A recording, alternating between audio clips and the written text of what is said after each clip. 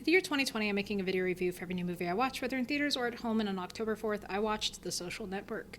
Welcome to my year in movies. This is talking to myself. So in my September recap, I said, for the month of October, I was going to watch spooky movies. And honestly, what's scarier than Facebook? This movie is like Facebook's glass slaughterhouse walls. I wanted to delete my Facebook, and this movie is about Facebook as we understood it 10 years ago. This doesn't even touch on like the data mining, the congressional hearings that we've had to listen to within the past 5 years. So the fact that we are already to the level that we were 10 years ago is baffling to think about. The tension in the movie is such that this is a really good movie for spooky season if you're not into scary movies, because this is also just a perfect fall movie. It took me right back to my college days, if just to see a dorky white guy in shorts running around when there's snow on the ground. But goodness, what a blessing of an absolute wombo combo with Aaron Sorkin and David Fincher working on a movie together. So from the very beginning, before the studio logos have even finished, we have rapid-fire dialogue for the entirety of the runtime, and that was intentional. They were told to cut some stuff.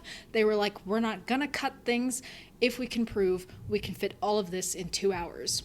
And so they did, and they fit all of it into 2 hours, and it is so tightly packed. It is so tightly packed that we are never in a scene where we're like, can we please just move on? They do a good job of like kind of hand-waving over things that we don't really need to hear about in depth, and it helps save time to focus on what we're here for, which is rich assholes fighting in their stupid elite circles. In the first scene, it was so rapid-fire that when my fiance and I got to the end of the scene, we had to pause and just soak it all in, because the dialogue is so efficient in that scene, where we get exactly what kind of movie we're going to see, and we get exactly who Mark is going to be portrayed as. Because between Mark and Erica Albright's dialogue, we get that Mark is really saying exactly what is at the forefront of his mind, which may be 2 or 3 lines ahead in a given conversation, to where people are having to constantly catch up with him and figure out where he is mentally. And it's really effective. But we also get an insight into how Mark is characterized for the course of the story, which is going to be an insecure, petty nerd with the capacity for causing real harm. And speaking of that insecure, petty nerd with the capacity to cause real harm, Jesse Eisenberg absolutely crushes it. He is phenomenal in this movie. He is characterized in such a way that he is enough of an asshole that we are furious with him all the time. But about the time we're ready to deck him, we're like, it's not worth it. Where's Sean Parker? Because Sean Parker is kind of a bigger asshole than Mark is. Portrayed by Justin Timberlake, which to me is a good decision because I don't necessarily care for Justin Timberlake, and I think he pulls off the character very well, at least as portrayed in the movie. Sean Parker kind of becomes the devil on Mark's shoulder, constantly urging him to do things that are kind of outside what Mark would be expected to do by some of his other friends. That kind of suave, cosmopolitan atmosphere is pulled off really well by Timberlake if, he's insufferable at the same time. But if Mark has a devil on one shoulder, he does have an angel on the other, and that is Eduardo Saverin, as portrayed by Andrew Garfield. This is probably Garfield's best performance to date. We don't lose the fact that Eduardo is complicit in things like Face Mash, but we also sympathize with him when everything gets turned against him and he is shut out of Facebook. And that's an important thing. We do need to be on his side by the end of it, and they do a good job both in writing him, and Andrew Garfield does a good job of making him a sympathetic character. As mentioned, this is a really tight film. The motifs are flashy, they're quick, but they're punchy and effective at the same time.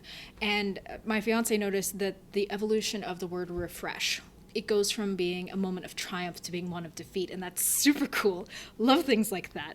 And I especially love movies that are anti-arc, where we get a protagonist who is not better by the end of it, where we get a protagonist who is worse off by the end of it, who's been corrupted, and I really dig that.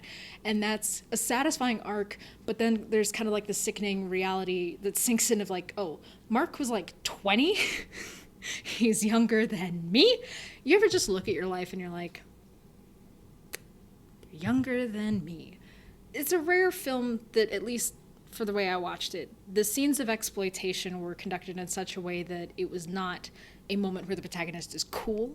Normally, especially in films that would have come out in the 80s, if we see a scene where a protagonist is, giving very degrading comments about his ex-girlfriend on a blog, and then using his computer hacking genius to create a website where girls' faces are compared, and it just sweeps through a college campus, and we get tons of shots of guys, comparing girls. Normally that would be underscored with some really banging music, and he'd be seen as the cool guy. Not here. We're left really uncomfortable with that scene, especially when it's juxtaposed with girls being, regular old-fashioned objectified by dancing in skimpy clothes at frat parties. The overall effect was really unexpected, and I appreciated what they did with those scenes. Whether or not that was the intention, that was how I read it. I was really into that. That was well done. If, a little uncomfortable, a little horrifying, just wanted to sink down into the covers oh no. As mentioned, the score is really good, but the soundtrack's also really good. There's really good choices made to build this atmosphere, to build the culture surrounding the characters. For a movie that's set in 2003 and 2004, we're not saturated with hits from that time frame, which works in the movie's favor because it helps make it timeless. Which I don't know how timeless it'll be even further down the line, but for me, it was pretty timeless. So Trent Reznor of Nine Inch Nails, he did a really good job with the score. I was about it. I have to mention one interesting interpretation that I saw from Esquire magazine was they called this film the Citizen Kane of the internet age. And I don't disagree. I actually think that's a really neat interpretation of the film. On the one hand, The Social Network is technically meant to be based on the events of Facebook. It's meant to be about Mark Zuckerberg. But enough creative liberties and dramatic licenses taken that they really almost feel like archetypes instead. They feel like separate characters to the point where, yeah, sure, it's about Mark Zuckerberg in the same way that Citizen Kane is about Hearst, In some ways it makes the film more of a straight-up drama rather than a docudrama or a biopic. And I'm really glad they made the choices they did. I imagine it feels a little weird if you lived those experiences, but for a viewer, super engrossing, super engaging. This film was really good. I liked it a lot. The exhilaration that I felt by the end of it was a really good movie. I don't know, I loved it to death. It satisfied my need to see rich assholes fighting in their stupid elite circles. And it's good drama. If you haven't seen it yet, I do recommend it. It was really good. You don't often get dramas that are just 2 hours long. But yeah, for Jesse Eisenberg, for the writing, for the directing, for the drama, it's pretty good. And, if you needed a reason to delete Facebook, this is your reason to. This has been My Iron Movies. Thank you for watching.